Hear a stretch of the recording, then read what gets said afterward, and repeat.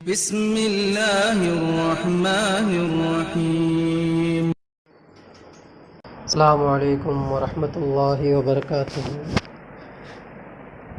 إن الحمد لله نحمده ونستعينه ونستغفره ونؤمن به ونتوكل عليه ونعوذ بالله من شرور أنفسنا ومن سيئات أعمالنا من يهده الله فلا مضل له ومن يضلله فلا هادي له ونشهد أن لا إله إلا الله وحده لا شريك له ونشهد أن محمدا عبده ورسوله.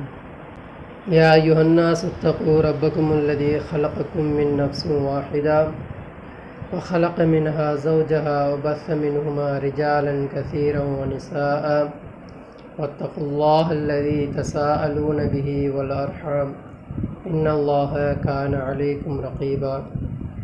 يا أيها الذين آمنوا اتقوا الله وقولوا قولا سديدا يصلح لكم أعمالكم ويغفر لكم ذنوبكم ومن يطع الله ورسوله فقد فاز فوزا عظيما.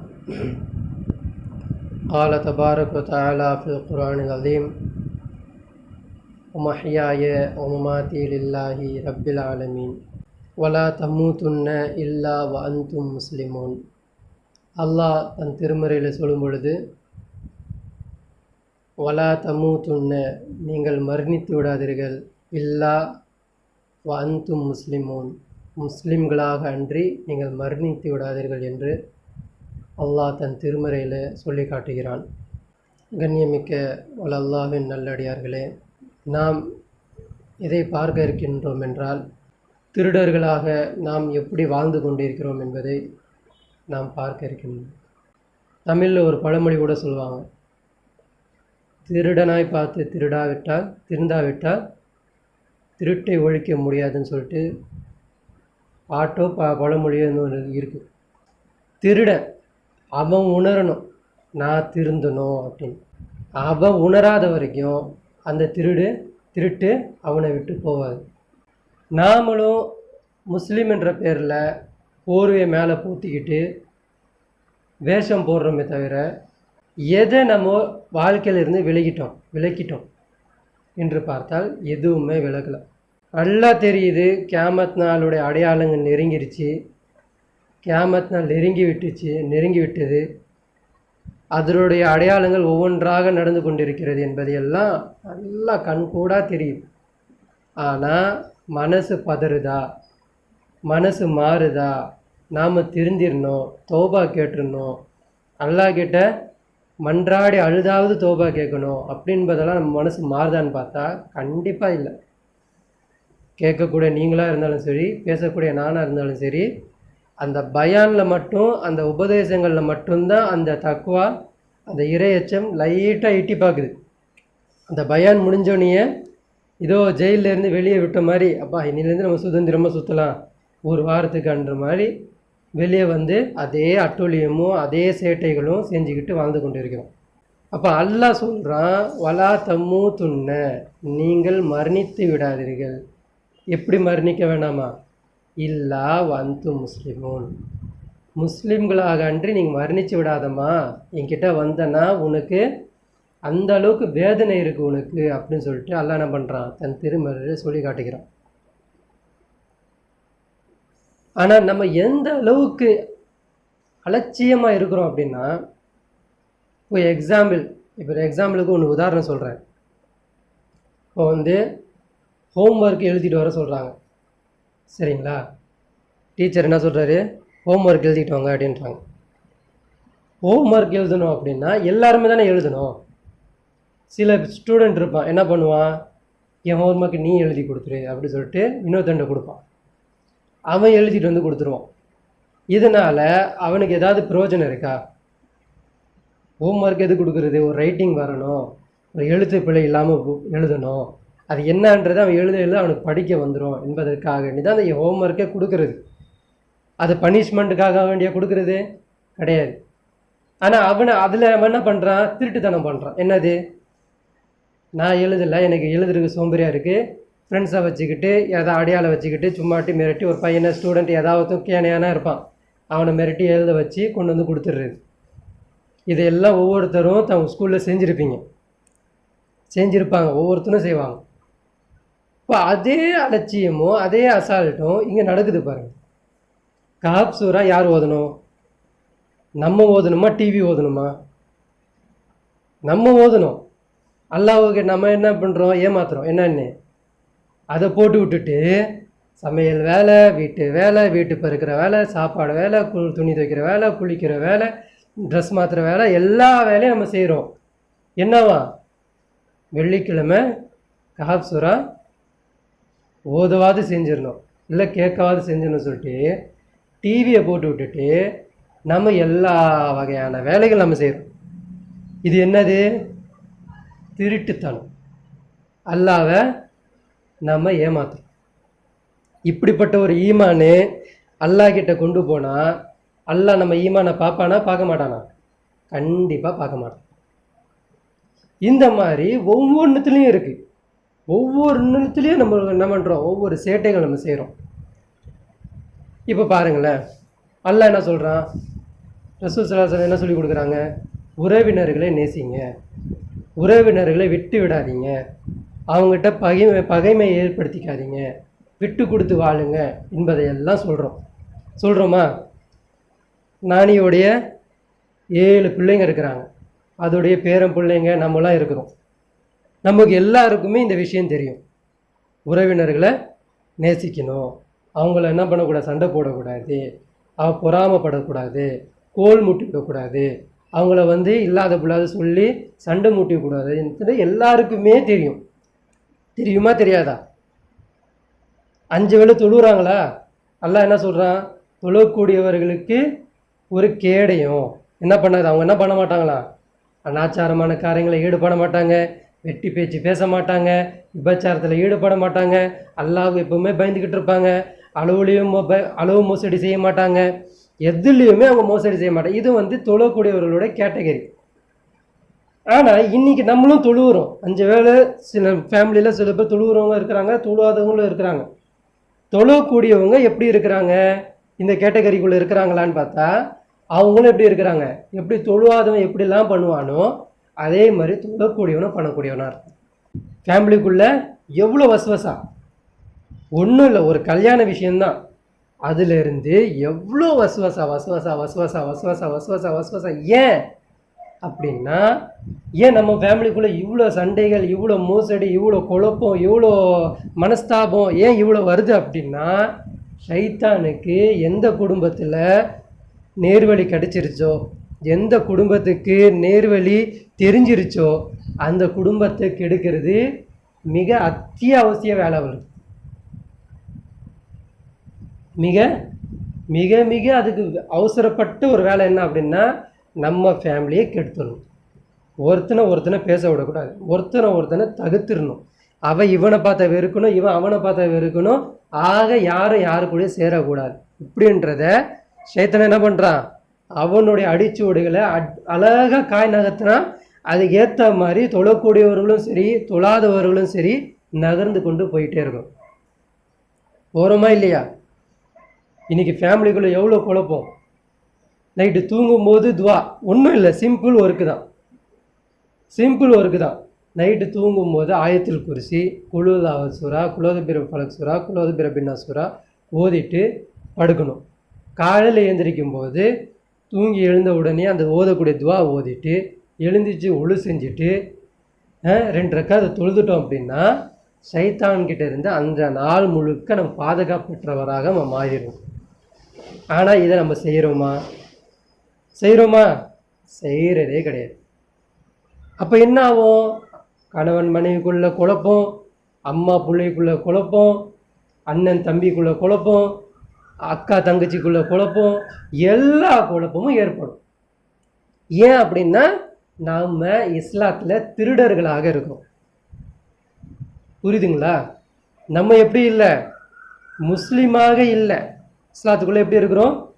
திருட்டுத்தனமாக வாழ்ந்துக்கிட்டு இருக்கோம். ஆனால் நமக்கு ஒரு பொக்கிஷமான பொன்னான ஒரு நேரம் அல்லாஹ் நமக்கு இப்போ கொடுத்துருக்குறான்.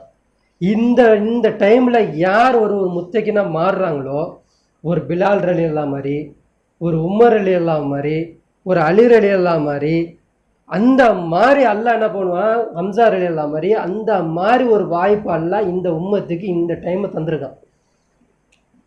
நம்ம நினைக்கிறோம் ரசூல்லா காலத்தில் வாழ்ந்த அந்த மக்களுக்கு மட்டும்தான் இந்த வாய்ப்பு, அவங்க தான் ரலியல்லாஹு அன்ஹு ரலியல்லாஹு அன்ஹுன்னு வாங்கிட்டு போயிட்டாங்க, நமக்கெல்லாம் இல்லைன்னு நினச்சிக்கிட்டு இருக்கோம். இன்றைக்கும் அந்த வாசல் இப்போவும் திறந்துருக்கு. என்னது? இந்த இஸ்லாத்திற்காக வேண்டி தன் உயிராலையும் நேரத்திலையும் எல்லா வகையிலையும் அல்லாஹ்வுடைய தீனுக்காக வேண்டி பாடுபடுவது. இப்போ பாடுபடுவதுன்னா என்னது? போயிட்டு போர்வாளை கொண்டு போயிட்டு எல்லையில் நின்றுக்கிட்டு சண்டை போடுறதா? இல்லை. இப்போ என்ன போர்வார் அப்படின்னா, உன்னுடைய நேரத்தை மியூசிக்கில் கழிக்காமல், உன்னுடைய நேரத்தை பாட்டில் கழிக்காமல், உன்னுடைய நேரத்தை படம் பார்க்குறதுல கழிக்காமல், உன்னுடைய நேரத்தை தேவையில்லாத ஒரு இன்ஸ்டாகிராமு, ஃபேஸ்புக்கு, வாட்ஸ்அப்பு, இந்த ஆன்லைனில் இருக்கக்கூடிய டிஜிட்டல் மீடியாவில் இருக்கக்கூடிய எந்த வகையிலையும் கழிக்காமல் அல்லாஹ்வுடைய மார்க்கத்திற்காக வேண்டிய தேடலாகவும் அதை சொல்லக்கூடியவர்களாக நம்ம கழித்தோம் அப்படின்னா, எந்த ஹம்சாவை அல்லாஹ் உயிர்ப்பிச்சு காமிச்சானோ, எந்த சுமையாவை அல்லாஹ் உயிர்ப்பிச்சு காமிக்கிறானோ, அதே மாதிரி நம்மளையும் அல்லாஹ் உயிர்ப்பித்து காமிப்பான். ஆனால் அது போல் நம்மளுடைய காய்களை நம்ம நகர்த்துருமான்னு பார்த்தா அது அறவே இல்லை. ஏன் அப்படின்னா, கேட்கக்கூடிய பயானும் சரி, சொல்லக்கூடிய வசனங்களாக இருந்தாலும் சரி, காதில் தான் விழுது தவிர அவர்களுடைய உள்ளத்தில் போய் சென்றடைய மாட்டேங்குது. அல்லாஹ் குர்ஆனில் சொல்கிறான், அவங்க உள்ளத்தை என்ன நான் பூட்டா போட்டு வச்சிருக்கிறேன், ஏன் அந்த உள்ளத்தால் அவன் சிந்திக்க மாட்டேன்றான், ஏன் உள்ளத்தால் பார்க்க மாட்டேன்றான் அப்படின்றத அல்லாஹ் அழகாக கேட்குறான். ஆனால் நம்ம எப்படி இருக்கிறோம் அப்படின்னா, அலட்சியமாக இருக்கிறோம். பவையிலுள்ளில் முசல்லின் தொழக்கூடியவர்களுக்கு கேடுதான்றான். ஏன்? அல்லதீனவும் அன்சலாத்தியும் சாகோன். ஏன்னா அவர்கள் தன் தொழுகையில் எப்படி இருப்பாங்க? பாராமுகமாக இருப்பாங்க, அலட்சியமாக இருப்பாங்க, சோம்பேறியாக இருப்பாங்க. அப்போ அந்த சூறா எப்படி ஆரம்பிக்குது? அந்த சூறா எப்படி ஆரம்பிக்குதுன்னா அப்படின்னா, அவங்க எப்படி இருப்பாங்க? ஏழைக்கு உணவளிக்க மாட்டாங்க, அவங்க அனாதைகளை அரவணைக்க மாட்டாங்க, அவங்க காசு மேலேயே ஆசைப்பட்டு இருப்பாங்க என்பதெல்லாம் அந்த வசனம் என்ன பண்ணுது? அந்த அத்தியாயம் ஆரம்பிக்குது. இப்படி எந்த கேரக்டர்லாம் வச்சுக்கிட்டு நீ தொழுகையில் நின்ன அப்படின்னா, உன் தொழுகை எனக்கு பிடிக்கலன்றான்ல. என்ன பண்ணுறான்ல? உன் தொழுகை எனக்கு பிடிக்கல. ஏன்னா நீ தொழுகையில் மட்டும் அலட்சியம் இல்லை, உன்னுடைய முழு கேரக்டரும் அலட்சியமாக தான் இருக்குது. சில ரசூல் ஸல்லல்லாஹு அலைஹி வஸல்லம் சில முன்னால் நடந்த சம்பவங்களெல்லாம் சொல்லி காட்டுவாங்க. குகைவாசிகள் அவங்க என்ன ஈசா நபி கூட இருக்கும்போது வாழ்ந்தாங்களா? ஈசா நபி காலத்தில் வாழ்ந்தவங்களா? அவங்க ஈசா நபி இருந்து 400 வருஷத்துக்கு பிறகு வந்தவங்க. அவங்க என்ன பண்ணாங்க? அவங்க ஈசா அலைஹிஸ்ஸலாம் சொல்லி கொடுத்த நற்போதனைகளை, உபதேசங்களை வாழ்க்கையில் கடைபிடிச்சு காமித்தார்களா இல்லையா? தாவூத் அலைஹிஸ்ஸலாம் காலத்தில் ஒரு குடும்பம் இருக்கும். என்னது? ஒரு இடத்த ஒருத்தன் வாங்குவாங்க, அந்த அந்த இடத்துக்குள்ளே என்ன இருக்கும்? ஒரு புதையல் இருக்கும். புதையல் இருந்துச்சா? அது என்ன பண்ணாங்க? அவங்க இடம்தான் எந்து, புதையல் எந்து கிடையாது, வாங்கினவங்க யார்கிட்ட வாங்கினோமோ அவன் தான் இருக்கும்னு சொல்லிட்டு அவன்கிட்ட கொடுக்க போய் போகிறாங்க. இப்போ அவர் என்ன சொல்கிறாரு? இல்லை இல்லை, இந்த புதையல் உனக்கு நான் பூமியை கொடுத்துட்டேன், அந்த பூமிக்கு கீழே என்ன வருதோ எல்லாமே உனக்கு தான், இது எது கிடையாது, நான் விற்றுட்டேன், நீ வச்சுக்கணும். என்னது அது? தங்க புதையல், தங்க காசுகளை கொண்டு கொடுக்குற, இது உங்களுது அப்படின்றாரு. இடம் ஒரு 40,000க்கு வாங்கியிருப்பாருன்னு வச்சுக்கோங்களேன். தங்க புதையல் எவ்வளோ இருக்குது? 4 கோடி இருக்குது. 4 கோடிக்கு சம்மந்தப்பட்ட அந்த பொருளை கொண்டு கையில் கொடுக்குறாரு. இல்லை இல்லை, இது இல்லைன்ற. அப்போ அவங்க 2 பேருமே யாருக்கு பயந்தாங்க?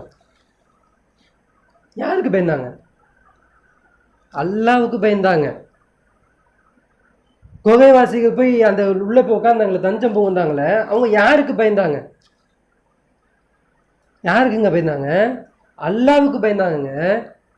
அல்லாஹ்வுக்கு பயந்தனால அல்லாஹ் அவங்களை காப்பாத்தினானா இல்லையா? எப்படி காப்பாத்தினா? முழு உம்மத்துக்கு, அதாவது கியாமத் நாள் வரைக்கும் எல்லாருக்குமே அவங்க முன்மாதிரி, அந்த அளவுக்கு முன் உதாரணமாகி காட்டினா அவங்கள. அந்த தங்க புதையல் உள்ளவங்க என்ன பண்றாங்க? அந்த குடும்பம் என்ன பண்ணுது? அந்த குடும்பம் அதை கொண்டு போய் கணவன் மணிக்கு 2 பேர் கல்யாணம் பண்ணி வச்சா அவங்க 2 பேரும் என்ன பேசுறாங்க? இதில் ஒன்று கூட நமக்கு வேணாம், காலையில் விடியறதுக்குள்ள இது எல்லா ஏழைகளுக்கு கொண்டு போய் கொடுத்துருவோம். பண்ணாங்களா இல்லையா? யாருக்கு பயந்தாங்க? ஏன் அப்படின்னா, உலகத்தில் ஒரு நாணயம் நான் வச்சு யூஸ் பண்ணாலும் அந்த நாணயத்தை நீ எவ்வாறு செலவு செஞ்சான்னு சொல்லி அல்லாஹ் கேள்வி கேட்பான். நீ எப்படி அதை செலவு செஞ்சேன்னு அல்லாஹ் கேள்வி கேட்பான்ற ஒரே பயத்துக்காக வேண்டி அந்த கனிமத்தாக கிடைச்ச, அதாவது பொக்கிஷமாக உங்களுக்கு ஃப்ரீயாக கிடைச்ச அந்த பொருளை கொண்டு போய் தானம் பண்ணுறாங்க. யாருக்கு பயந்தாங்க? அல்லாஹ்க்கு பயந்தாங்க. சென்ற வாரம் கூட ஒரு ஒரு சம்பவம் சொல்லியிருந்தேன். என்னது?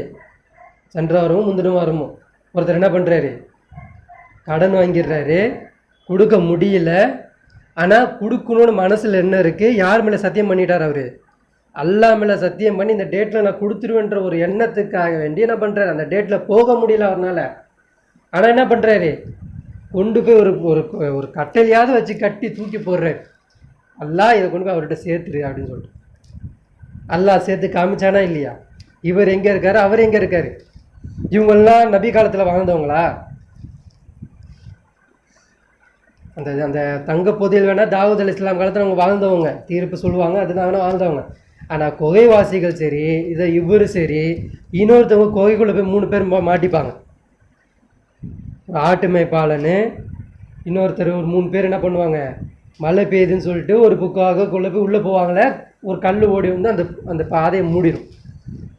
அவங்க 3 பேருமே நபி காலத்தில் வாழ்ந்தவங்களா? ஆனால் என்ன கேட்டாங்க, அவங்க தான் செஞ்ச செயலை உண்மைப்படுத்தி காமிச்சாங்க. யா அல்லாஹ், நான் ஆட்டு மேய்ப்பாளனு, நான் ஃபஸ்ட்டு பால் கறந்தேன்னா முதல்ல கொண்டு போய் எனக்கு சின்ன குழந்தைங்க இருக்குது, 1 வயசு குழந்தை இருக்குது, 6 வயசு குழந்தை இருக்குது, என் மனைவி இருக்குது.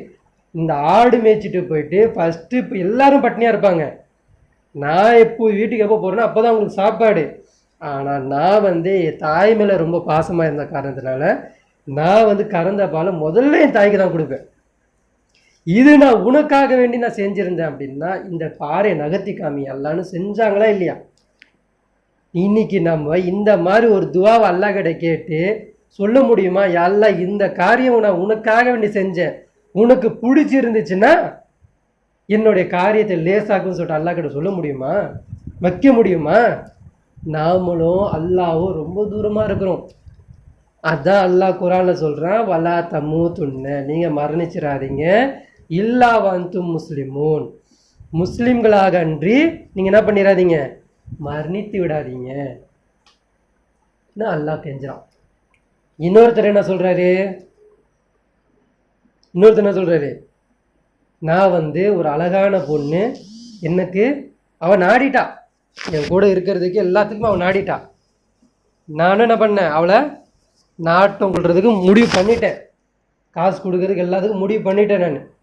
அவள் அந்த நெருங்கும் பொழுது இத்தக்குள்ளா, அல்லாவுக்கு நீ பயந்துக்கோன்னு சொல்லிட்டு நான் சொன்னான். நான் அந்த நேரத்தில் நான் உண்மையாக உனக்கு பயந்து நான் அந்த இடத்துல விலகி இருந்தேன் அப்படின்னா இந்த பாறை நகர்த்தி காட்டிய அல்லான்னு சொன்னால், அல்ல அந்த பாறை நகர்த்தினானா இல்லையாங்க, நகர்த்தினானா இல்லையா? அப்போ இப்படிப்பட்ட ஒரு சமூகம் எப்படியெல்லாம் அவங்க அல்லாவுக்கு பயந்து இருக்கிறாங்க. இவங்க காலகட்டத்தில் யார் ஆட்சி செஞ்சா? அட்டூழியம் தான் ஆட்சி செஞ்சுட்டு இருந்தது. அரசாங்கம் எப்படி இருந்தது, கவர்மெண்ட் எப்படி இருந்தது, ஒரு ராஜாவாக இருந்தான், மன்னனா உட்காந்துருந்தான் அவங்க காலத்தில். அப்போ அவங்கெல்லாம் என்ன பண்ணாங்க, இந்த மாதிரி என்ன பண்ணாங்க அப்படின்னா, யார் எப்படி ஆட்சி செஞ்சாலும் சின்ன ஒரு விஷயத்தில் கூட அல்லாவுக்கு அவங்க முன்மாதிரியாக இருந்து பயந்து வாழ்ந்துக்கிட்டு இருந்தாங்க. ஆனால் எல்லாமே தெரியும் நமக்கு, எல்லாமே நமக்கு தெரியும். நூஹ் அலைஹிஸ்ஸலாம் ஏன் வந்தாங்க, அவங்களுக்கு எத்தனை பிள்ளைங்க, அவங்க எதுக்காக அனுப்பப்பட்டாங்க, அவங்க எத்தனை வருஷம் வாழ்ந்தாங்க, எல்லா வகையான விஷயம் நமக்கு தெரியும். அதுக்கு பிறகு வந்த ஈசா அலைஹிஸ்ஸலாம் ஏன் வந்தாங்க, இப்ராஹிம் அலைஹிஸ்ஸலாம் எந்த உம்மத்தை கொடுத்துட்டு போனாங்க, எந்த மார்க்கத்தை கொடுத்துட்டு போனாங்க, எல்லா வகையும் நமக்கு தெரியும். தெரிஞ்சு ஏன் புறக்கணிக்கிறோம் அப்படின்னா, காதால தான் கேட்குறோமே தவிர உள்ளத்தால் கேட்கல, உள்ளத்தால் மாறலை. உள்ளத்தால் கேட்டாதான் நம்மளுடைய வாழ்க்கை, நம்மளுடைய செயல்பாடுகள் எல்லாமே மாறும்.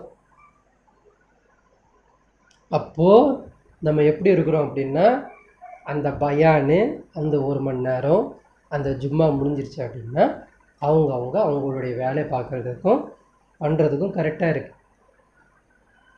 என்ன சொல்கிறாங்க, என்னை டிஸ்டர்ப் பண்ணாதீங்க, நான் தான் இப்போ இருக்கேன்ல, என்னையே போட்டு டிஸ்டர்ப் பண்ணிக்கிட்டு இருக்கீங்க.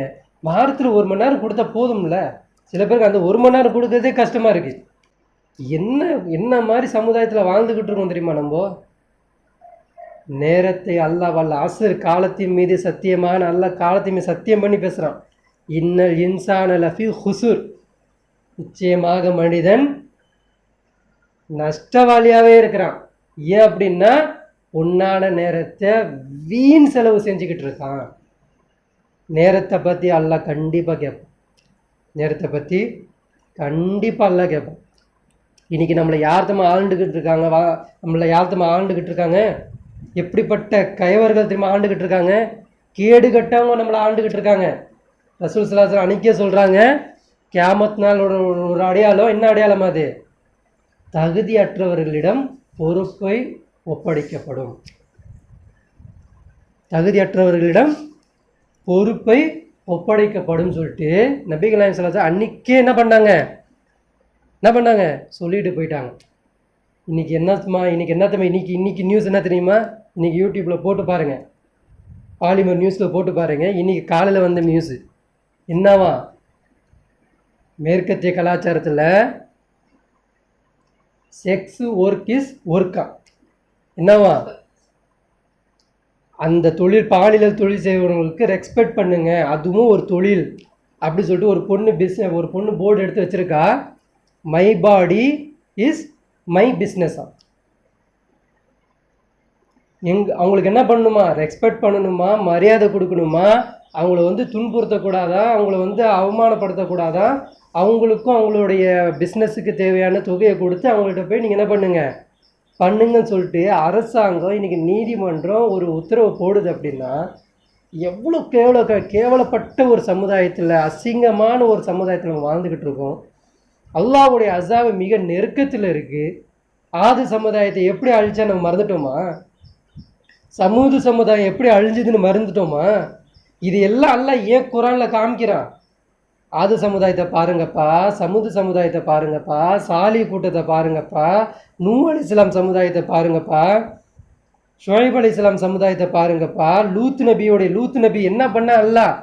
அல்லாஹ்வுக்கு பிடிக்காத ஒரு செயல் அப்படின்னா ஓரினச்சேர்க்கை. இன்னைக்கு அதனுடைய டெஃபினேஷனே மாறி இருக்கு. ஆணுன்றான், பெண்ணுன்றான், பெண்ணு ஆணுன்றான், என்னென்னவோ பண்ணுறாங்க. இன்னைக்கு உலகமே இந்த செக்ஸ் எஜுகேஷனில் அந்த கலாச்சாரத்தில் உலகமே மூழ்கி கிடக்கு. இன்னைக்கு அந்த இந்தியா டுடேன்ற அந்த பத்திரிகைகளெல்லாம் மார்க் போட்டு சொல்கிறான், உலகத்தில் செகண்ட் பை செகண்ட் விபச்சாரம் இல்லாமல் இல்லைன்ற. உலகம் திரும்புது இல்லையா? ஒவ்வொரு செகண்டுக்கு ஒவ்வொருத்தருக்கு இரவாக மாறிக்கிட்டே வரும். சில பேருக்கு பகலாக மாறிக்கிட்டே வரும். சில பேருக்கு நண்பகல் இருப்போம். இப்போ நம்மளுக்கு நண்பகல். இப்போ சவுதி அரேபியாவில் எப்படி இருக்கும்? கீழே இருப்பாங்க. இப்போ அவங்களுக்கு 8 மணியோ 9 மணியோ அந்த மாதிரி இருக்கும். இப்போ அந்த மாதிரி ஒவ்வொரு கட்டத்தில் மாற உலகம் திரும்ப உலகம் முழுக்க செக்ஸ் நடந்துக்கிட்டே இருக்குன்றான். அது எப்படிப்பட்ட இது பாலியல்? நீ கற்பனைக்கு எட்டாத அளவுக்கு பாலியல் நடந்துக்கிட்டு இருக்கு. சின்ன குழந்தைங்க கூட இன்றைக்கி என்ன பண்ணுறாங்க? அது எல்லாத்தையும் பார்க்குறாங்க. இன்றைக்கி அமெரிக்கா அந்த மாதிரி இடத்துலலாம் என்ன பண்ணுறாங்க, என்ன சொல்லி கொடுக்குறாங்க அப்படின்னா, இன்றைக்கும் அந்த கலாச்சாரம் அவங்க பின்பற்றுறாங்க. என்னது? பெண்களை அடிமைத்தனமாக அவங்கள்ட்ட என்ன பண்ணணும், பாலியலில் ஈடுபடணும் அப்படி சொல்லிட்டு சின்ன குழந்தைய கூட்டு வந்துட்டு பெரிய பொண்ணை கூட்டு வந்துட்டு நடு ரோட்டில் நிற்க வச்சு அவளை அடித்து துன்புரிச்சு மிருகத்தனமாக அவளை மூஞ்சியை மாற்ற வச்சு அவளை நடு ரோட்டில் வச்சு அசிங்கப்படி இந்த மாதிரிலாம் அவங்க பண்ணுறாங்க. இதெல்லாம் என்ன பண்ணுறாங்கன்னா இப்போவும் அந்த மேற்கத்திய கலாச்சாரத்தில் அவங்க பண்ணிக்கிட்டு இருக்காங்க. சில ஸ்ட்ரீட்லாம் இருக்குது, அதெல்லாம் போட்டு பார்த்தீங்கன்னா தெரியும் உங்களுக்கு. அந்த ஸ்ட்ரீட்டில் நிர்வாணமாகவே இருப்பாங்க. அவங்களாம் பெண்களை போட்டு அடிமைப்படுத்தி அடிச்சுக்கிட்டு அவங்களும் அந்த பெண்களும் விரும்புகிறாங்க. அந்த மாதிரி பண்ணுங்க அப்படின்ற மாதிரி விரும்பிட்டு அவங்களும் அது என்ன பண்ணுறாங்க, அந்த இடத்துல நிற்கிறாங்க. போகிறோம் வரோம் யார் வேணாலும் அவங்கள்ட்ட என்ன பண்ணலாம், யூஸ் பண்ணிக்கிட்டு போய்க்கலாம். அவங்க போர்டு வச்சுக்கிட்டு இருப்பாங்க, யூஸ் மீ அப்படின்னு சொல்லிட்டு போர்டு வச்சுக்கிட்டு சுற்றிக்கிட்டு இருப்பாங்க. இந்த மாதிரி உலகம் இப்படிப்பட்ட ஒரு கேடுகட்ட கலாச்சாரத்தில் மாறிக்கிட்டு இருக்கும் பொழுது நம்ம எப்படி இருக்கோம் தெரியுமா? நம்ம என்ன சொல்லணும் தெரியுமா? நம்மளோட கடமை என்ன தெரியுமா? இப்போ என்னது நம்ம கடமை? தொழுகணும், நோன்பு வைக்கணும், ஜிக்ர் செய்யணும், குரான் ஓதணும், இதுவா? இல்ல. முஸ்லிம்கள் அவங்களுடைய மார்க்கத்தை அவங்க மறந்துட்டாங்க. ரசூல்லாவுடைய உண்மையான அவங்க கொண்டு வந்த உண்மையான அவங்க மக்சத்தை மறந்துட்டாங்க. அல்லாஹ் எதற்காக வேண்டிய உலகத்தை படைத்தான் என்பதை அந்த நோக்கத்தை மறந்துட்டாங்க முஸ்லிம்கள். எப்படி யூதர்கள் அவங்க பைபிள் அவங்களுடைய பகவத்கீதை வச்சுட்டு அவங்க ஆடுறாங்களோ, எப்படி கிறிஸ்துவர்கள் தன் பைபிளை வச்சுக்கிட்டு அதுதான் அது படித்தா போதுன்ற மாதிரி அவங்க இருந்துக்கிட்டாங்களோ, அந்த மாதிரி நம்மளும் என்ன பண்ணிக்கிட்டோம்? குரான் மட்டும் படித்தா போதும், குரான் என்ன சொல்லுது அதை செஞ்சு காட்டணுன்ற எந்த விஷயமும் இல்லாமல் நம்ம இருக்கிறோம். இப்போ ஏன் முஸ்தபா பாய் தன்னுடைய ஒவ்வொரு பயானில் ஏன் சொல்கிறாரு, நீங்கள் தொழுதா வேஸ்ட்டு, நீங்கள் ஜிக்ரு செஞ்சால் வேஸ்ட்டு, நீங்கள் தானம் பண்ணால் வேஸ்ட்டு, நீங்கள் குர்பானி கொடுத்தா வேஸ்ட்டு எல்லாம் ஏன் சொல்கிறாரு? நான் பைத்தியம் பிடிச்சிருக்கா அவருக்கு வேஸ்ட்டுன்னு சொல்கிறதுக்கு? இல்லை, நம்ம முட்டாள்தனமான நம்பிக்கை வச்சுருக்கிறோம். என்னது? இதை செஞ்சுட்டா சொர்க்கம் கிடச்சிடும், இதை செஞ்சிடும், இது செய்கிறது ஈஸியாச்சு. 5 வேளை தொழுகிறதுல என்ன கஷ்டம் இருக்குது? அப்போ ஈஸியாக அல்லாஹ் சொல்கிறான், உங்களை நான் என்ன பண்ண மாட்டேன், ஈஸியாக நான் சொர்க்கத்தை கொடுத்துட மாட்டேன். நீங்கள் நினைக்கிறீங்களா ஈஸியாக நான் கொடுத்துருவேன்னு நினைக்கிறீங்களா? உங்களுக்கு முன்னால் உள்ள சமுதாயம் எப்படியெல்லாம் சோதிக்கப்பட்டாங்களோ, எப்படியெல்லாம் துன்புறுத்தப்படுத்தப்பட்டாங்களோ, அந்த மாதிரி துன்பமோ துயரமோ உங்களுக்கும் வராமல் சோதிக்காமல் உங்களை நான் சொர்க்கம் தரவே மாட்டேன்னு சொல்லிட்டு அல்லாஹ் என்ன பண்ணுறான்? சூரத்து ஆல இம்ரானில் பேசுகிறான். அப்போ நம்ம எவ்வளோ ரஹாத்தா இருக்கிறோம், எவ்வளோ ரஹாத்தா தூங்குறோம், எவ்வளோ ரஹாத்தா சாப்பிட்றோம், எவ்வளோ ரஹாத்தா தொழுகிறோம், எவ்வளோ நிம்மதியாக உட்காந்துருக்குறோம். இதுக்கெல்லாம் அல்லாஹ் இறந்த உடனே அப்படியே சொர்க்கத்தை தூக்கி இருந்தால் வச்சுக்குமான்னு கையில் கொடுத்துருவானா? கொடுக்கவே மாட்டான். அல்லாஹ் காட்டுவான். பாரு சும்மையார் எந்த அளவுக்கு தியாகம் பண்ணியிருக்கிறாங்க காட்டுவான். அவங்க பையனை பாரு, ஹம்சார் என்னது யாரு அம்மார் என்ன பண்ணாங்க பாரு அப்படின்னு சொல்லிட்டு ஒவ்வொருத்தருடைய கஷ்டத்தை அவங்களாம் எடுத்து காட்டுவான். அவங்கெல்லாம் கஷ்டப்பட்டு அவங்க சொர்க்கத்தை வாங்கினாங்க. இலகுவெல்லாம் வாங்கலைங்க யாருமே. காலித் இப்னு வலீத் ரலியல்லாஹ் அவர் அழுகுறாரு. அவர் கலந்துக்கிட்ட போர் எக்கச்சக்கமான போர், 200க்கும் மேற்பட்ட போரை கலந்துருக்காரு. அவர் 200க்கும் மேற்பட்ட போர்களை கலந்துருக்காரு. ஆனால் கடைசியில் அவருக்கு காலரான்ற ஒரு சின்ன நோய் உடம்பு ஃபுல்லாக அரிச்சிருது. அவருக்கு என்ன மூத்து வருது? அவருக்கு இயற்கையான மூத்து வருது. அவருக்கு அழுகுறார், இந்த ஷஹீத் எனக்கு கிடைக்கலையே, நான் அப்படி போயிட்டு நான் இறந்து போயிருக்கலாமே, வெட்டுப்பட்டு இறந்துருக்கலாமே அப்படின்லாம் அழுகுறாரு. ஆனால் அவங்க இறந்ததுக்கு அப்புறம் குளிப்பாட்டும் போது சஹாபாக்கள் பார்க்குறாங்க, எத்தனையோ அவளுடைய சதையில் அந்த உடம்புல அடிப்படாத இடமே இல்லையா, அந்த அளவுக்கு அடி நல்ல இடங்கள்ல இருக்குன்னு அவங்களால காட்டவே முடியல. உடம்பு முழுக்க காயங்கள் தான், அவளுக்கு வெட்டு காயங்கள் உடம்பு முழுக்க இருக்கு அவருக்கு அப்படின்றான். அப்போ அவர் அவ்வளோ கஷ்டப்பட்டு அவ்வளோ பாடுபட்டு அவர் இறந்து போகிறாரு அப்படின்னா என்ன நினச்சி இறந்து போகிறாரு? அந்த உயர்ந்தரமான அந்த ஷஹீத் பட்டம் எனக்கு கிடைக்கலையா அப்படின்னு சொல்லிட்டு இறந்து. ஆனால் அவர் ஷஹீத். அவர் எதுக்கு தெரியுமா அவர் ஷஹீது? ஏன்னா மார்க்கத்தை நிலைநாட்டணும்னு சொல்லிட்டு தன் உடலாலும் நேரத்தையும் பொருளையும் என்ன பண்ணார்? அல்லாஹ்வுடைய பாதைக்கு செலவு செஞ்சார். உமர் எல்லாம் எப்படி இறந்து போனாங்க? கத்தியால் குத்தி பின் வழியாக குத்துப்பட்டு இறந்து போனாங்க. அவர் ஷஹீதுன்னுவாங்க. ஆனால் அபூபக்கர் எல்லாம் கேட்கும் பொழுது என்ன சொல்லுவாங்க? ஷஹீத் இல்லைன்னுவாங்க. அபூபக்கர் எல்லாம் ஷஹீத் இல்லையா? அபூபக்கர் எல்லாம் இயற்கையாக மரணிச்சாலும் அவர் ஷஹீத் தான். ஏன்னா மண்டைக்குள்ள டாட் என்ன இருக்கு? அல்லாஹ் ஒருவன் தான் என்னது கடவுள், வேற யாருமே கடவுள் கிடையாது. அல்லாவுக்கு எதிராக சட்டத்தை யாரும் நிலைநாட்டக்கூடாது. அல்லாஹ் கட்டுப்பட்டு தான் எல்லா ஊரும் இருக்கணும்னு சொல்லிட்டு அவர் காமித்து கொடுத்தாரா இல்லையா?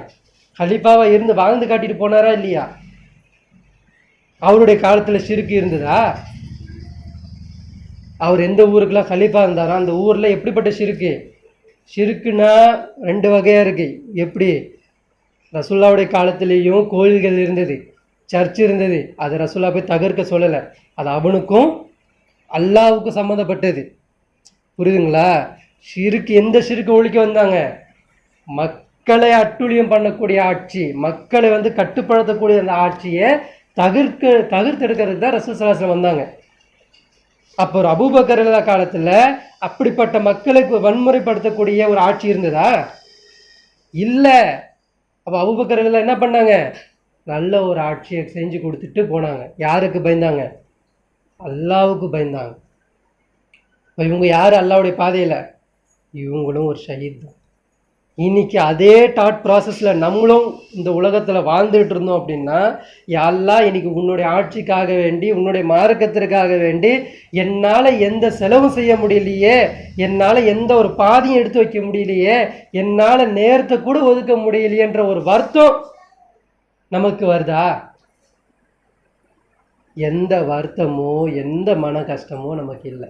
ஏன்னா நம்ம தாண்டோடித்தனமாக வாழ்ந்துக்கிட்டு இருக்கோம். சும்மாட்டி பேருக்கு சொல்கிறோம் என்னன்னு, நாங்கள் அல்லாவுக்கும் தூதருக்கும் மட்டுமே கட்டுப்படுவோம் அப்படின்னு. எந்த அல்லாவுக்கு கட்டுப்பட்டீங்க? எந்த தூதருக்கு கட்டுப்பட்டோம்? நம்ம அல்லாவுக்கு கட்டுப்படுதல்னா என்ன தெரியுமா? அல்லாவை தவிர யாரையும் உட்கார வைக்க மாட்டேன்னு அர்த்தம். லா இலாஹா இல்லல்லாஹ் அப்படின்னா என்ன அர்த்தம்? அல்லாவை தவிர யாரும் இல்லைன்றது அர்த்தம். ஆனால் அல்லாவை தவிர யாரும் இல்லை நம்ம சொல்லிட்டு, ஓட்டர் ஐடி யாருதோ, ஆதார் கார்டு யாருதோ, அரசாங்கம் யாருதோ. இப்போ ஒரு பொருள் திருடுபட்டுருச்சு, ஒரு வீட்டில் வந்து ஒரு பொருள் வந்து திருடு போயிடுச்சு, இல்லை ஒருத்தர் வந்து வீட்டில் வந்து சூறையாடிட்டான், இல்லை ஒருத்தர் வந்து சண்டை போட்டான். இப்போ நம்மளுடைய நப்ஸு அல்லாஹ் கிட்ட போய் தீர்ப்பு கேட்பான் அப்படின்னு வருமா? போலீஸ் ஸ்டேஷனுக்கு போகணும்னு வருமா? எது ஷிர்க்கு? போலீஸ்கிட்ட போகிறது ஷிர்க்கு இல்லை. அந்த போலீஸில் உட்கார வச்சிருக்க அந்த சட்டத்தை, அந்த நிதிகள் நீங்களாம் ஒதுக்கி வச்சிருக்கிறீங்களே, அந்த அந்த காவல்துறை சட்டங்கள் எல்லாமே குரான் படி இருந்திருந்ததுன்னா அது என்னது? நல்லாச்சு, நல்ல போலீஸு அப்படின்னு அர்த்தம். ஆனால் குரான் விதிமுறைகள் அது இல்லை அப்படின்னா அது என்னது? அது கெட்ட ஆட்சி. அது அவன்கிட்ட போய் நீதி கேட்குறது. அவன் என்ன பண்ணுவான்? ஃபஸ்ட்டு என்ன பண்ணுவான்? சம்பவத்தை கேட்க மாட்டான். ஃபஸ்ட்டு யார் வந்து முறையிடுறாங்களோ அவன் தான் அவனுடைய பார்வைக்கு நல்லவன். தீங்கழிக்கப்பட்டிருப்பான், அவன் போய் முறையிடுவான். ஆனால் யார் ஃபஸ்ட்டு வந்தாங்களோ அவனை தான் அவன் நீ சரியான ஆள் சொல்லிட்டு அவன் சார்பாகவே நிற்பான். இது நேர்மையான ஆட்சியா? அப்போ லா இலாஹா இல்லல்லாஹ் எங்கே இருக்கீங்க? இந்த உலகத்தில் லா இலாஹா இல்லல்லாஹ் இல்லை. இதுதான் நம்ம தௌபா கேட்கணும். இந்த தௌபாவை தான் நம்ம தொழுகையிலையும் மன்றாடி கேட்கணும். தஹஜ்ஜத் தொழுகையில ஏஞ்சி நின்று கேட்கணும். யா அல்லாஹ், இந்த நான் வாழக்கூடிய இந்த குரான் இருக்கக்கூடிய இந்த காலகட்டத்தில் இந்த குரானை என்னால் உண்மைப்படுத்த முடியல. யா அல்லாஹ், இந்த குரானில் நீ சொன்ன சட்டங்களையும் நீ சொன்ன உபதேசங்களையும் நீ சொன்ன அறிவுரைகளையும் என்னால் எதுவுமே மக்களுக்கு சொல்ல முடியலையா அல்லாஹ். நீ லா இலாஹா இல்லல்லாஹ் இந்த உலகத்தில் இல்லையா அல்லாஹ், என்னை மன்னிச்சிரையா அல்லான்னு சொல்லிட்டு நம்மளுடைய குறைகளை, நம்மளுடைய தவறுகளை அல்லாஹ் கிட்ட ஒப்படைக்கிறோமா? இது எல்லாம் நமக்கு பெருசே இல்லைங்க. நமக்கு என்னதமா பெருசு? ஈகோ டச் பண்ணால் பெருசு. ஏன் ஈகோ? இன்னைக்கு அவன் என்னதமா பேசுனான்? நீ அவன் எப்படி பேசினான்னு தெரியுமா?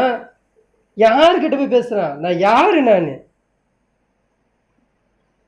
அவனை பற்றி தான் அவனுக்கு பெருமையே. அவரை வந்து போடான்னு சொல்லிட்டானா, இல்லை வாடான்னு சொல்லிட்டானா, இல்லை ஏதோ ஒன்று சொல்லிட்டானா, இல்லை உட்கார வைக்கலையா, முன்னாடி உட்கார வைக்கல, பின்னாடி உட்கார வைக்கல, முன்னுரிமை கொடுக்கல. இதுதான் அவனுக்கு பிரச்சனையே. அவன் தலையே போயிடும் அந்த பிரச்சனைக்கு அவன் தீர்வு காணலைன்னா. இதுதான் இருக்கு நம்ம குடும்பத்தில் எல்லாருக்குமே இருக்கு, என்ன உட்பட. என்னோட ஈகை எனக்கு டச் பண்ணி விட்டீங்கன்னா நான் என்ன பண்ணுவேன்? நான் ஒரு சைத்தானா மாறுவேன். என்னைக்கு வந்து சண்டையில் வந்து யார் வந்து நான் எல்லாம் பர்ஃபெக்டில் இருக்கேன், என்னை யாரும் ஒன்றும் கேட்க முடியாதுன்னு யார் சொல்கிறாங்களோ, யார் அந்த மாதிரிலாம் பேசுகிறாங்களோ, அவங்க எங்கே இருக்கிறாங்க? தப்பான வழிமுறையில் நிற்கிறாங்க. அங்கேயே என்ன ஆயிடுச்சு? சைத்தான் வந்துடுவோம். அப்போது ஏன் அப்படின்னா ரசூல் ஸல்லல்லாஹு அலைஹி வஸல்லம் அவங்க வந்து தினமும் அல்லாஹ் கிட்ட துவா கேட்பாங்க. என்னது? அல்லாஹும்ம யா முகல்லிபல் குலூப், உள்ளத்தை புரட்டக்கூடிய இறைவனே, சப்பித் கல்வி, என் உள்ளத்தை புரட்டிரு, அலா தீனிக்க, உன்னுடைய மார்க்கத்தின்பால் என் உள்ளத்தை பொருட்டிரியா ரஹ்மானேன்னு சொல்லிட்டு என்ன பண்ணுவாங்களா ரசூல் ஸல்லல்லாஹு அலைஹி வஸல்லம்? தினமும் ரசூல் ஸல்லல்லாஹு அலைஹி வஸல்லம் கேட்பாங்க. ஆனால் நம்ம என்ன பண்ணுறோம்? நம்ம கொண்ட தொழுகையை, நம்ம செஞ்ச சஜ்தாவை, நம்ம வச்ச நோன்பை, நம்ம கொடுத்த குர்பானி எல்லாத்தையும் முன்னுதாரணம் நம்மளே மார்க் போட்டு எடுத்து வச்சுக்கிட்டு, நான் எவ்வளோ பியூராக இருக்கேன்னு தெரியுமா, நான் எவ்வளோ தூய்மையாக இருக்கேன்னு தெரியுமா சொல்லிட்டு என்ன பண்ணுறோம்? குடும்பத்தை உரசி, குடும்பத்தை விலகி பேசுகிறோம். இன்னைக்கு குடும்பத்தில் இருக்கக்கூடிய மிகப்பெரிய விஷயம் என்ன அப்படின்னா, நம்ம குடும்பத்தில் எல்லாருக்குமே என்ன இருக்குது? தற்பெருமை, ஈகோ இருக்குது. அந்த ஈகோவை, அந்த தற்பெருமையை ஒதுக்கணும். அந்த அந்த பெருமையை கீழே போட்டு மிதிக்கணும். அந்த பெருமை என்ன பண்ணணும்? கீழே போட்டு மிதிக்கணும். அந்த ஒரு சாஹிபி இருப்பாங்க, அபூதல் கிஃபாரியா யாருன்னு தெரில. ஒரு முறை அவங்க வந்து என்ன பண்ணுவாங்க, யாரையும் வந்து கருப்புன்னு சொல்லிட்டு பேசிடுவாங்க. இது அபூதல் கிஃபாரி தான் நினைக்கிறேன், பிலால் யாரையும். அவங்க வந்து என்ன பண்ணுவாங்க, அவங்க வந்து கருப்புன்ற ஒரு இனத்தில் வந்து பேசினோம்னால ரசூல் சார் மிகப்பெரிய கோபம் வந்துடும். என்ன இன்னும் உங்களுக்கு தீண்டா உங்களுடைய பழைய ஜாகிலியா இது பழக்கம் போலியா அப்படின்னு சொல்லிட்டு சொல்லும்போது அப்போ தான் அவருக்கு மண்டில் ஏறும். ஐயோ நம்ம பெருமையாக பேசிட்டோம் அப்படின்னு சொல்லிட்டு வாழ்நாள் முழுக்க எப்போல்லாம் பிலால் பார்க்குறாங்களோ கீழே போய் படுத்துருவார். என்னை மிதிங்க, மூஞ்சில் மிதிங்க, என் மூஞ்சில் மிதிங்க அப்படின்னு, என்கிட்ட இருக்க தற்பெருமை போகட்டும் அப்படின்னு. இப்போ அப்படி இல்லாமல் சஹாபாக்கள் வந்து தங்கிட்ட தற்பெருமை எப்பவுமே எட்டி பார்க்கக்கூடாதுன்னு சொல்லிட்டு அவங்களாம் என்ன பண்ணாங்க, தன்னுடைய யாருக்கு அனுப்பிப்படுத்தாங்க? அல்லாஹ்காண்டி. அல்லாஹ் இங்கே மறுமையில் வந்து என்ன பண்ண மாட்டான், பெருமை எடுத்தவர்களை பார்க்க மாட்டான்ற ஒரே பயத்திற்காக வேண்டி அவங்க வந்து உலகத்திலே நிரூபிச்சு காமிச்சா எனக்கு பெருமை வேணாம், இனி யார் எப்படி வேணால் ஏழாமே பேசிக்கோங்க, கீழே படுத்துறேன், அப்படி படுத்துறேன், இப்படி படுத்துறேன், அசிங்கமாக கூட பேசிக்கோங்க, எனக்கு அதை பற்றி கவலை இல்லை, அல்லாஹ் கிட்ட நான் மாட்டிக்கக்கூடாதுன்னு சொல்லிட்டு அவங்க எல்லாம் வந்து படுத்தாங்க, நிரூபிச்சுட்டு போனாங்க. அப்படின்னா அவங்க யாருக்குங்க பயந்தாங்க? ஆனால் நம்ம எப்படி இருக்கிறோம்? தற்பெருமையை உள்ளடக்கியவர்களாக, தற்பெருமையை எடுத்துக்கொண்டவர்களாக நம்ம இருக்கிறோம். இந்த தற்பெருமையை அகற்றணும் அப்படின்னா அதுக்கு நமக்கு என்ன வேணும்? முஸ்லீமாக நம்ம மாறணும். முஸ்லீமாக மாறினாதான் நமக்கு இந்த தற்பெருமை போவோம், இந்த திருட்டுத்தனம் போவோம், இந்த கேவலத்தனத்திலிருந்து நம்ம வந்து விலகி வரும். இப்போ நமக்கு முழுக்க முழுக்க என்ன வேணும்? முஸ்லீமாக அன்று நம்ம மரணிக்கக்கூடாதுன்னு சொல்லிட்டு ஒரு நீயத்து வேணும். அப்போ அந்த முஸ்லீமாக வேணும் அப்படின்னா அதுக்காக வேண்டி பாடுபடணும். இந்த உலகத்தில் பாடுபடணும். இவன் வரலையே, அவன் பண்ணலையே, அவன் செய்யலையே, அவன் ஆரம்பிக்கலையே, இவன் தானே சொல்கிறான், இவன் செஞ்சு காமிக்கிறானா, இது எல்லாம் நம்ம பார்க்கக்கூடாது. நமக்கு வேலை என்ன? சொல்லப்பட்ட வசனம் உண்மை, சொன்ன வசனத்தின் அர்த்தங்கள் உண்மை, இதை நான் என் வாழ்க்கையில் எப்படி நான் செஞ்சு காட்டுவேன், நான் எப்படி அல்லாஹ்காண்டி நேரத்தை ஒதுக்குவேன், என்னால் இந்த மார்க்கத்துக்கு என்ன செய்ய முடியும், நான் இவன் பார்ப்பான், அவன் பண்ணுவான், இவன் பண்ணிடுவான், இவன் ஸ்டார்ட் பண்ணிடுவான், இவன் இதெல்லாம் நான் பார்க்க மாட்டேன், என்னால் முடிஞ்சது நான் வந்து பண்ணுவேன் அப்படின்னு சொல்லிட்டு நம்ம முன்னே வரணும். இப்போ என்ன நமக்கு அப்படின்னா, இஸ்லாத்தை, உண்மையான இஸ்லாத்தை யூதர்கள் என்ன பண்ணுறாங்க, சூழ்ச்சி செஞ்சு அதை என்ன பண்ணுறாங்க, மறைச்சிட்டாங்க. அந்த உண்மையான இஸ்லாத்தை மக்கள்கிட்ட கொண்டு போய் சேர்க்கறது என்ன தெரியுமா? அதுக்கு எவ்வளோ பேர் தரஜா தெரியுமா? இந்த தாவா நம்ம பண்ணி செஞ்சோம் அப்படின்னா அதுக்கு அல்லாஹ் தரக்கூடிய தரஜா என்னன்னா, நபிக்கு அடுத்த அந்தஸ்தில் அவங்க இருப்பாங்க. யாரு? இந்த தாவா, இதற்காக வேண்டி உயிர் தியாகம் பண்ணவங்களும் சரி, இதற்காக நேரத்தை செலவு செஞ்சவங்களும் சரி, இந்த விஷயத்திற்காக வேண்டி பொருளால் செலவு செஞ்சவங்க சரி, இந்த விஷயத்திற்காக வேண்டி உதவி செஞ்சவங்க சரி, நேரத்தை கழிச்சவங்க சரி, இவங்கெல்லாம் எங்கே வருவாங்க? அந்த நபியோட தர்ஜாக்கு கீழே வருவாங்க. இப்போ நமக்கு மெஜாரிட்டியான நம்மளுடைய சிந்தனை, நம்ம குடும்பத்திற்கு இப்போ நமக்கு தேவையான விஷயம் என்ன தெரியுமா?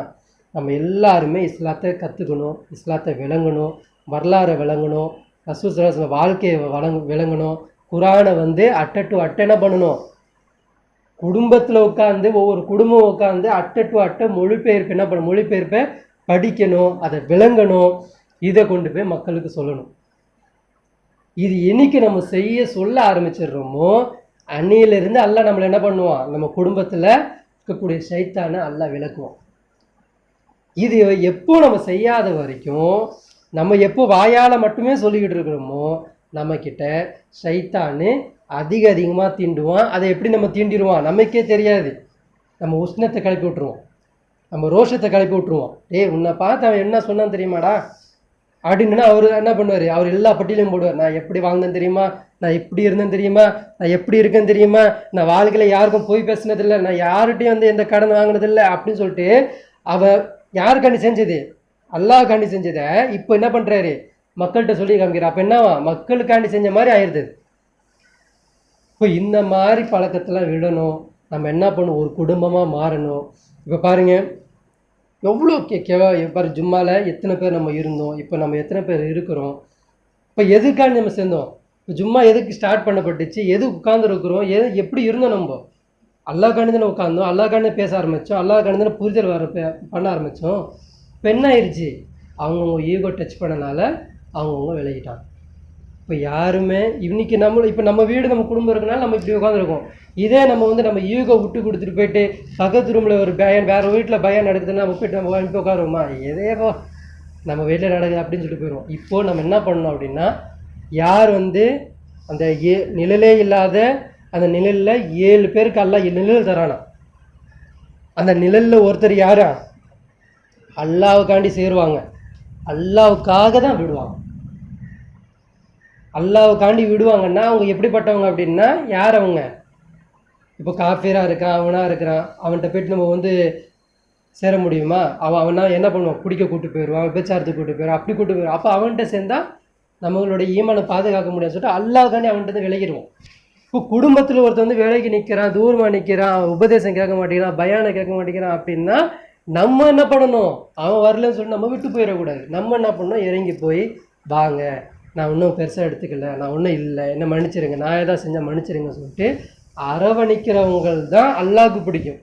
அல்லாஹ் என்ன பார்க்குறான், உள்ளத்தை பார்க்கக்கூடியவன், உள்ளத்தால் நேசிக்கக்கூடியவன். அவனுக்கு தெரியும் நீ யாருக்காண்டி கூப்பிட்ட, எதுக்கு கூப்பிட்ட அப்படின்னு சொல்லிட்டு. அப்போ அல்லாஹ் என்ன பண்ணுவான் அப்படின்னா, அப்படிப்பட்ட அந்த உறவினர்களை அல்லாஹ் நேசிப்பான். அப்போ அவன் தட்டி கழிக்கிறான்னா, அப்போ நம்மள்கிட்ட அல்லாஹ் என்ன பண்ண மாட்டான், அந்த கேள்வி கேட்க மாட்டான். நீ போய் கூப்பிட்டமா, நீ உண்மையாக தான் கூப்பிட்ட, அவன் இருந்து அவன் தட்டி கழிச்சான், அவனை நான் தண்டிக்கிறேன், நீ போ, உனக்கு நான் வந்து என்ன பண்ணுறேன், அந்த மதிப்பை நான் தரேன்னு சொல்லிட்டு அல்லாஹ் நம்மளை கூப்பிடுப்பான். அந்த உறவு இருக்குது பார்த்தீங்களா, உறவு, இதை நீங்கள் நானும் முடிவு பண்ணது இல்லைங்க. அல்லாஹ் உறவை நேசிங்கன்றான்ல, இந்த உறவு வந்து நீங்கள் நானும் முடிவு பண்ணதே இல்லை, அல்லாஹ் முடிவு பண்ணுறது. இந்த குடும்பத்தில் இன்னாருக்கு இப்படி தான் குழந்தை பிறக்கணும், இப்படி தான் வளரணுன்றது அல்லாஹ் முடிவு பண்ணுறானா. கியாமத் நாளில் அரிசியில் ஒரு விஷயம் தொங்கிக்கிட்டு இருக்குமா, அரிசி கீழே ஒரு விஷயம் தொங்கிட்டு இருக்குமா, என்ன அப்படின்னு சொல்லி பார்த்தா, உறவுன்னு ஒரு நம்ம பார்க்குறோம் இல்லையா, நம்ம உறவு, இதுக்கெல்லாம் ஒரு உயிர் இருக்குது. அந்த உயிர் என்ன பண்ணணும், அல்லாவோட அரிசி கீழே நின்று தொங்கிக்கிட்டு இருக்கும்.